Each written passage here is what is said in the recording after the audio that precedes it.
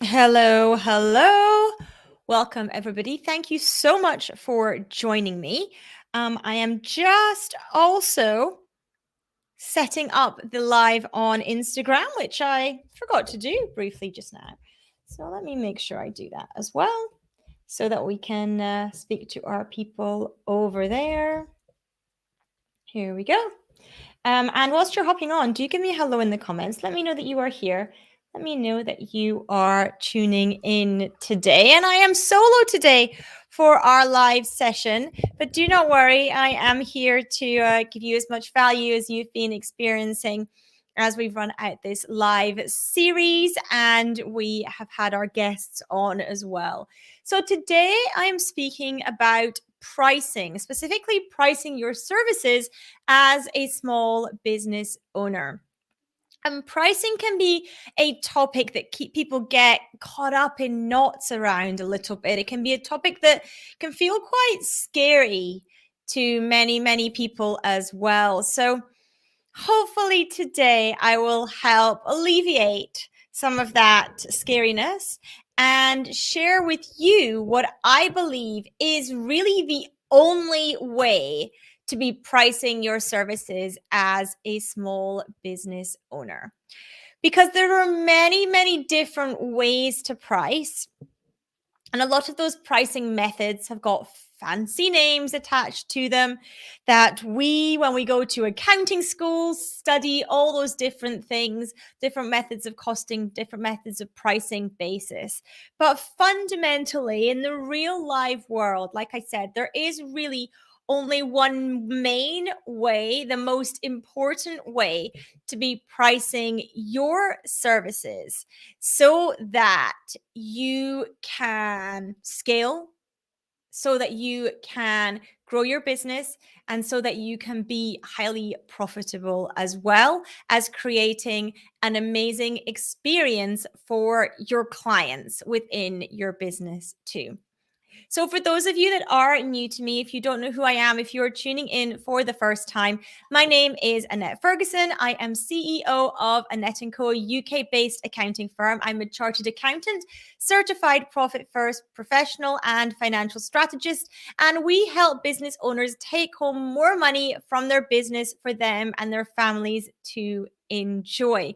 Our focus is on profitability, but that is not to the detriment of other things that happen in your business. It is not to the detriment of serving your customers and clients at the highest level.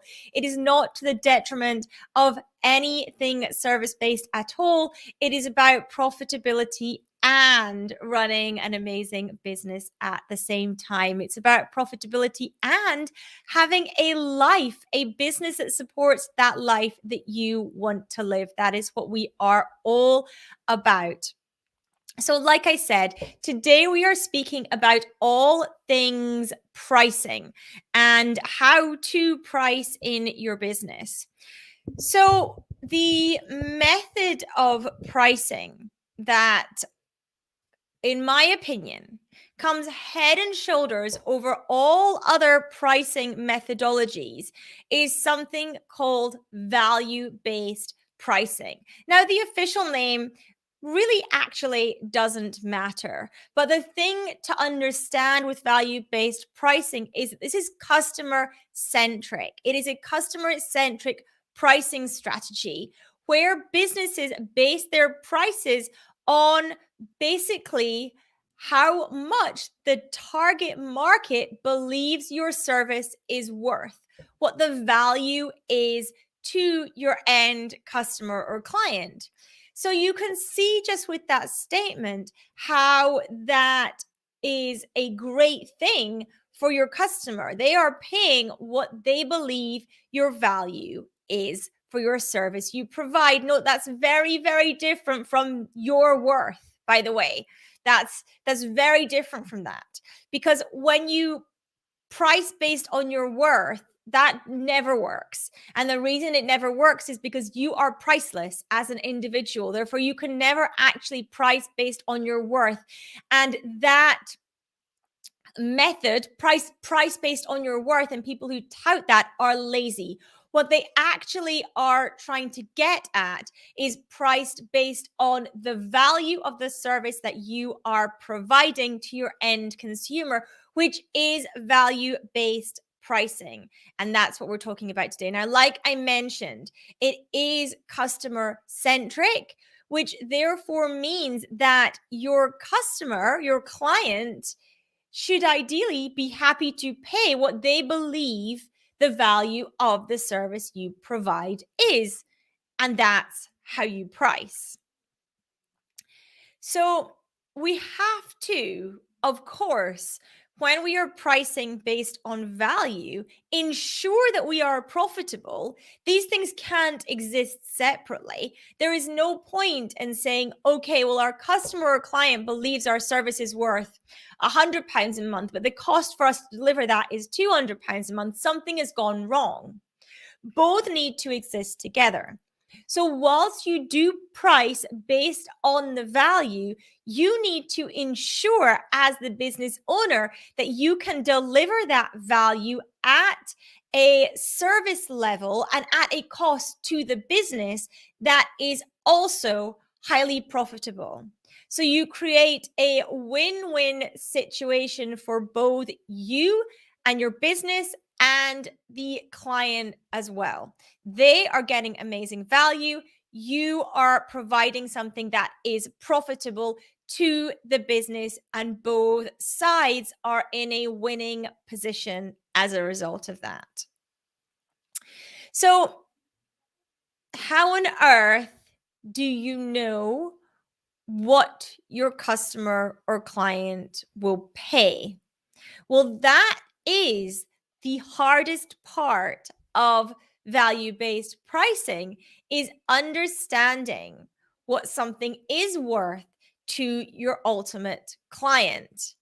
And without doing things like market research, speaking to people, is sending out polls, without in fact getting clients on board, ultimately, you won't be able to pinpoint that number exactly. And that is why people get scared of value-based pricing, because you can use your profitability as a starting point. You can use what your competitors charge as a ballpark. You can use what prospects say they will pay you as a rough guide, but ultimately you won't be able to land on that number until you start selling, until you start telling people what the price is that you charge and seeing if they say yes or no.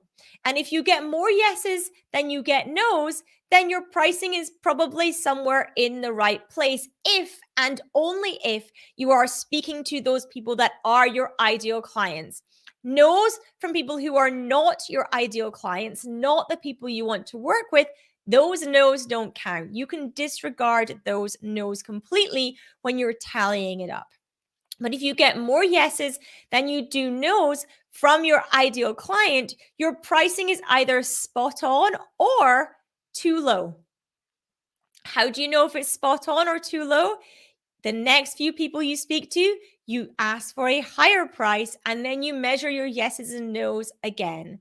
So value-based pricing does become a bit of a trial and error, particularly in the beginning, to understand where the value proposition is for your end client, and therefore how much they are willing to pay. But don't let this initial hurdle put you off this method of pricing, because it truly is, like I said, a win-win for both sides, and ultimately the best way to price in a service-based business in particular. So, you know what you think the value of what you provide is. So that has to be layered into what you think someone else will pay. You can use various data points to get that starting point, like I mentioned. And I want to also explain the things that are fed in when a customer or client is considering the value that you provide. Because in many cases, the decision about your value, the value of the service for your business, remember, this is not your worth, this is the value of the service you provide to them. The decision for that is not solely based on a laundry list of what you include in your service delivery for most people. Most people make value-based decisions based not only on that list of what's included, but also on emotions that they have around you and your business. So things like your brand and your branding come into the picture when people are making value-based buying decisions. Things like reviews and your track record come into the decision when you sell based on value-based pricing. Things like your marketing, the early interactions they have with you, whether that be on social media, on email, or on a sales call. All these other things come into the picture when you are going for clients who make decisions based on value and not based on price. So, what are the advantages of value-based pricing? Well, in many instances, one big advantage is you can often charge a higher price because of perceived value. Of course, that does mean that you do need to ensure that value really, really is there and the things that you are speaking about are incredibly valuable. But let's assume that you have a business that's doing great things for its clients, in which case you can typically command a higher price for those things that people believe are indeed more valuable. It also helps you increase your focus on customer service. If your customer is buying based on value, you need to have great customer service to support that value paying client. Particularly if they come in for a monthly service, you're going to have to make sure you deliver that value month after month, which means that what you provide to the customer or client needs to be great month after month.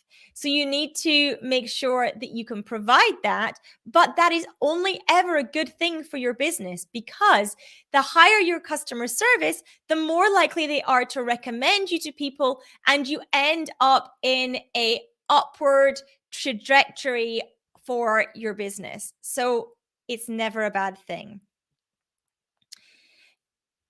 In terms of value-based pricing as well, like I mentioned, it's typically a win-win for you and your client. Now, some disadvantages of value-based pricing. In some instances, it can be difficult to justify value. If you are, it can be hard basically to get that message across of what the value truly is to what you provide. So it requires you to do some more thinking. It requires you to get deeper, typically in your marketing and sales messages, so that you are really clear on the value that you provide to your customer and client. Now, whilst I list that as a disadvantage, actually, that has to be advantageous too for the business in general, to be really clear on exactly what the client believes is going to be of value to them, and making sure that you are indeed providing that. It is also, like I mentioned, really hard to actually set the price when you are dealing with a value-based pricing. There are lots of things that are taken into account when you are doing that, and it can be challenging to set the price when you are speaking about value-based pricing as well. So that can be another tricky thing that you have to encounter when you are looking at value-based pricing too. So there are a couple of disadvantages to value-based pricing. But I believe that those are massively diminished by the advantages that the business has around value-based pricing. Now, like I mentioned, you do still need to make sure that your pricing is set at a level where your business is profitable, which means you still need to crunch those numbers to ensure that the pricing you are thinking of charging is still profitable. So make sure that you do the exercise that you would do if you're pricing based on margin, which means that you need to look at, okay, what is the price I believe I am going to charge? And what costs do I have associated with the delivery of this service? Whether that be pieces of software, whether that be employee time or your own time, making sure that you layer in an apportionment for business overheads, for tax, and for your owner's pay, your own pay as well. And then working out, okay, is this deliverable at the price point that I believe I should be charging under value-based pricing? And if the answer is no, then something needs to change. Either there needs to be some more value in there so you can increase the price. Perhaps you need to look at the costs. Could you be more efficient? But it needs to work from a cost-based pricing perspective as well. But that is not what you use to determine the price. You use value to determine the price. Now, I've got a little exercise for you as well, which can help you with what value you provide and where your pricing might sit. So what I want you to do is I want you to write down the price you would charge for your value-based pricing. And I want you to write down all the things that are associated with the delivery of that service, all the value you provide, all the things you do, everything that you have for the delivery of that service. And then I want you to double the price. And if you had to, by regulation, for some reason, double the price of the service that you have, what extra value would you layer in there for that doubled price? Now, some of you might say, I wouldn't add any value in there, in which case your first price is probably way too low. But if you had to double your price, what value would you give for that doubled price? And now let's imagine that you have to double the price again. Again, there's some law that's come in that says you have to double the doubled price. So you essentially have a quadrupled price. And again, what value would you deliver for that? Now, if you are looking to increase the revenue in your business and serve your clients at a higher level, ask yourself, is it possible for me to charge the doubled price and deliver the quadrupled service? Is there any way that I can do that? And the answer might be, I can't do it all, but I can do bits. In which case, it is something to seriously consider in your business as a strategy to go deeper with your clients, to increase your revenues, and to grow your business as well. And that you can see is value-based pricing in action in your business. That is how you make decisions on value-based pricing and on the value of what you are providing to your clients at the same time. So I hope that this session is useful for you. Wherever you're watching, make sure you give us a thumbs up, some hearts, whatever the version is, wherever you are watching today. Make sure you give us some likes, some subscribes, some follows. Again, depending on whichever platform you happen to be tuning in, please do make sure that you do that. Mark your diaries for weekdays at 11 a.m. where we are live, wherever you happen to be watching this. So do watch out for that, weekdays at 11 a.m. And I appreciate everyone joining me today. I hope that this session on pricing and particularly on value-based pricing has been useful for you today. And I will speak to you all very soon. Take care, everyone.